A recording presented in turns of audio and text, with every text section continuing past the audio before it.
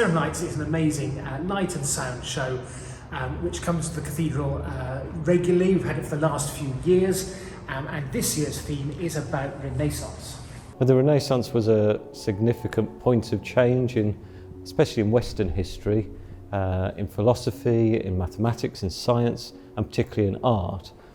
In many ways it reflects a little bit of what's going on in society today. We're at a point of change. It's a chance for people to come and see the cathedral in a totally new way. It's lit and displayed in ways that people aren't used to seeing it. So it's really beautiful. So the story starts on the outside, where we pretty much talk about the light and the shade of the Renaissance. So heaven and hell, which became quite prominent through, for instance, Dante is out there. So we look at the Inferno, and there are other elements like that take us through that heaven and hell.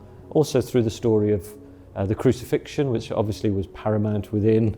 Then as you walk around the cloisters, the idea is to create almost like a promenade, as people would have done in these spaces, using projection and sound. Then in the south transept, we have all about that anatomy in the body, and it's really important that we started to understand more about the physicality of humanity.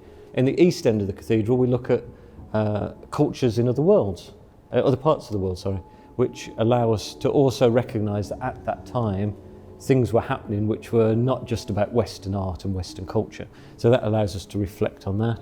Then when we come back to the north transept, we look at the masterpieces, which is a collection of images which people will know quite a few of them. And then underneath, people actually get the opportunity to draw their own still life image, which is really important again to connect people. And then in the nave, we take people on a story through almost through creation as told in the Bible, but then through maths and science, through society, through the domestic life, and ending up with quite a spectacular end, which is based on the gates of heaven, which is in Florence.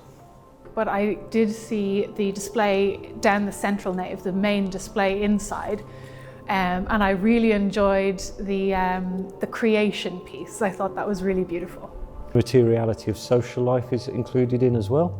So it's really important to not just pick out the obvious masterpieces, but to work with artworks that helped us to tell a story or tell a narrative. So we have works about the body, we have works about anatomy in the body, so we have works then of some of the masterpieces, but others are religious, some are social. We have pictures or portraits of people who came to prominence during that period. So it was all about just picking out and pulling together those narrative threads to create the curated trail in light and sound around the experience.